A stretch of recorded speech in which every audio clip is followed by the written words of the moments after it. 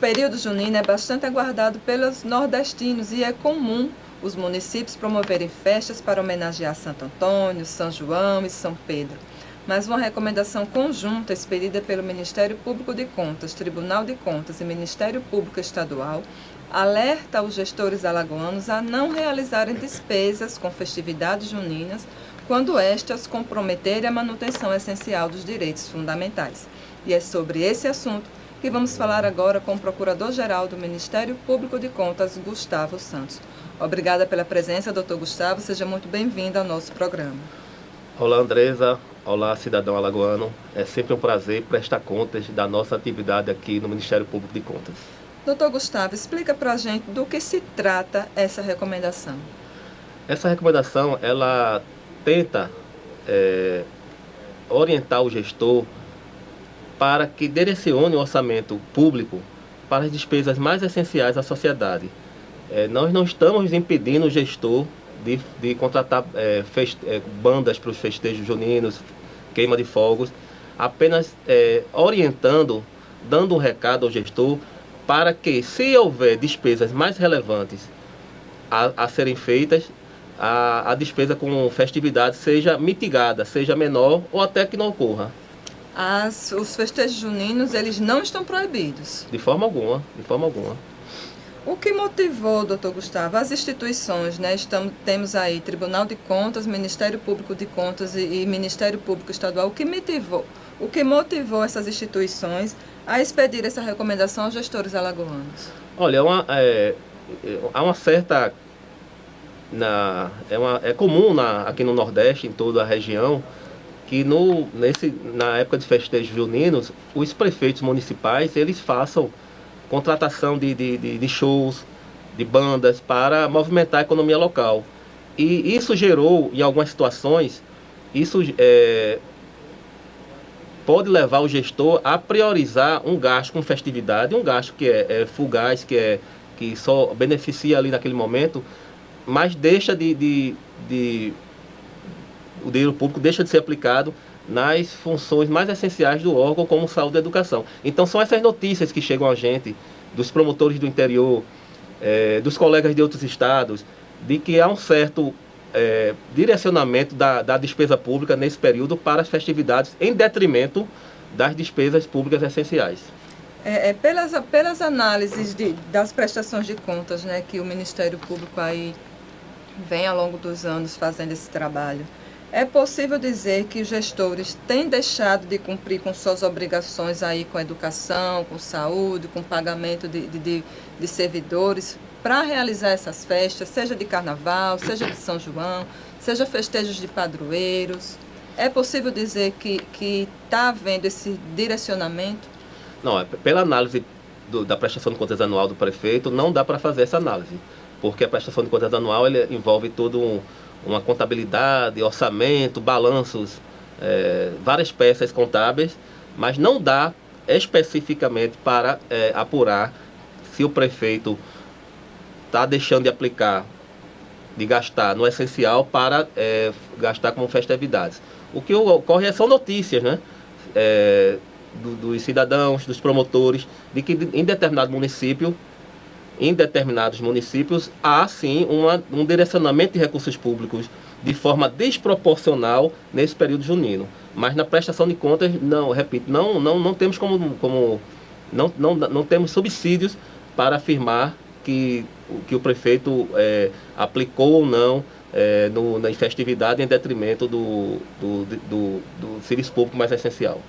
Então, só para a gente lembrar os nossos telespectadores em casa, né, que como são festas que são muito aguardadas pelos alagoanos, principalmente, né, aí nessa época de São João, os festejos eles não estão proibidos, né, a recomendação ela diz que os gestores eles devem priorizar, né, a questão dos pagamentos com fornecedor, com servidor, manter ali a estrutura básica do município.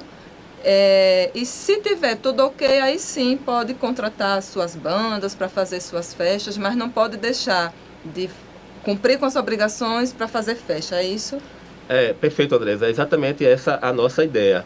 O município não está proibido de fazer festividades, mas aquele prefeito que está devendo servidor, que está devendo fornecedor de saúde e educação, que está devendo a limpeza pública municipal, esse sim, esse não pode fazer festividade, porque as políticas públicas essenciais, como eu falei, essas aí antecedentes, elas têm prioridade absoluta em relação a festividades. Então, esse prefeito que deixa de honrar seus compromissos para fazer festividade é que será alcançado pela nossa recomendação. Aí ele deixa, às vezes, de comprar um medicamento, pagar uma obrigação, faz a festa, mas a população fica desassistida em outras áreas, né? Exatamente, em áreas essenciais. A gente entende que a festividade junina é muito importante, gera um incremento na economia local, mas ela só pode ser feita se o município puder pagar essa despesa. Se o município está devendo a Deus e o mundo, não tem como fazer essa festa, porque na hora o orçamento ele é curto. Então o prefeito tem que priorizar as políticas públicas básicas. E os municípios que na sua maioria eles já dependem aí do FPM, né, de verbas federais para poder se manter ali, manter a estrutura básica, né, o básico que a população precisa. Aqui a gente tem um levantamento que a maioria dos municípios do interior sobrevive com o FPM. Ou seja, o FPM representa mais de 90% da receita pública municipal. Poucos municípios têm receita própria, né? Receita de impostos próprios que tem uma relevância. Eu daria exemplo em Maceió e Arapiraca somente. São os maiores, São os maiores. Doutor Gustavo, quais são aí as consequências para os gestores que porventura não atenderem a recomendação e deixarem de honrar com o básico e fazer a festa junina? Primeiro, essa recomendação tem um efeito interessante. A gente avisou o prefeito. Então, o prefeito que incorrer nessa ilegalidade, nessa ilicitude, ele não vai poder dizer que não sabia. Então, ele quem descumprir essa obrigação já vai saber que descumpriu, entendeu? Então, aqui temos duas linhas de atuação. Uma linha com o Ministério Público de Contas e Tribunal de Contas, que são parceiros nessa recomendação, que são os julgamentos das contas. Então, o prefeito que desobedecer essa recomendação, ele pode ser penalizado quando do julgamento das contas. Ou também pode chegar ao conhecimento do tribunal através do cidadão, dos promotores de justiça, fatos que comprovem que ele descumpriu. Então, o tribunal atuará de imediato. Por outro lado, no âmbito do Ministério Público Estadual, que é importantíssimo, porque o Ministério Público Estadual ele é capilarizado. Todas as comarcas do interior estão com o promotor de justiça. São órgãos importantíssimos no controle também. Então, o promotor ele pode atuar lá, ao se deparar com a situação de descumprimento da recomendação, e ajuizar uma ação civil pública em face do prefeito de improbidade administrativa. Porque o prefeito, na hora de aplicar o dinheiro público, ele tem que optar sempre pelas políticas públicas essenciais e, em segundo lugar, nas festividades. Então, o prefeito que incorrer nessa ilicitude, ele vai responder aqui no tribunal e vai responder na justiça, acionado pelo Ministério Público Estadual. Então, cada órgão aí vai aplicar as suas penalidades de acordo com suas competências, e né? E essas penalidades, elas são, vamos dizer assim, independentes. Ele pode ser punido aqui e lá, na justiça. Ele pode ser não punido aqui e ser punido na justiça. São independentes. Os órgãos atuam de forma independente. O Ministério Público Estadual perante o Poder Judiciário, promovendo as ações civis públicas, e o Tribunal de Contas e o Ministério Público de Contas agindo aqui no âmbito administrativo do Tribunal de Contas. Então, os gestores, eles podem aí ter suas contas julgadas irregulares, né? Irregulares. Não aprovadas, e ainda podem responder por improbidade administrativa. Exatamente. Doutor Gustavo, e a população também pode ajudar nessa questão, né? Se, sei lá, o professor, um servidor tiver com um salário atrasado e aí naquele município tiver uma festa, ele pode entrar em contato, sim, pode fazer a denúncia e dizer, olha, meu salário não está pago há 2, 3 meses, mas o prefeito aqui na minha cidade fez aí uma festa junina grande. Então a população também pode ajudar nessa questão, na fiscalização desses órgãos, né? Sem dúvida. o maior controle que existe é o controle social. Então, qualquer um do povo, ele pode acionar um desses 3 órgãos, ou os 3, pode acionar o Ministério Público de Contas, pode acionar o Tribunal de Contas e pode acionar o Ministério Público lá no promotor de sua comarca. Então, esses 3 órgãos vão atuar de forma independente, como eu disse, para que esse direito fundamental, que é o salário também é um direito fundamental, né? Um direito social, que a pessoa sobrevive com ele, é importantíssimo. Então, esses 3 órgãos vão atuar para que essa situação não ocorra mais.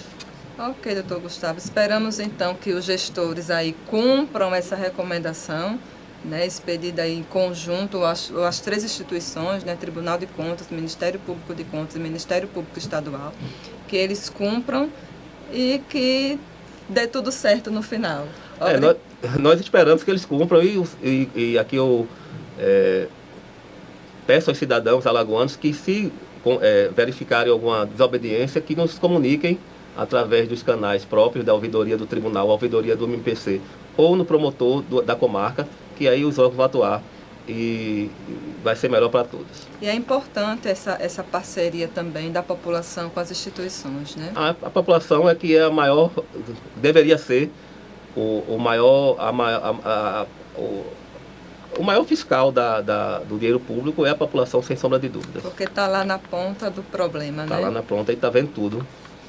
Ok, então, doutor Gustavo, muito obrigada pela sua participação aqui no nosso programa mais uma vez e até uma próxima oportunidade. Andrés, eu que agradeço, estaremos sempre disponíveis a prestar contas de nossas atividades funcionais. Obrigada. O MPC em Foco dessa semana vai ficando por aqui. Acompanhe também o Ministério Público nas nossas redes sociais, Facebook, Twitter, Instagram e também no nosso site. Esse programa você também pode ver no nosso canal no YouTube. Até mais.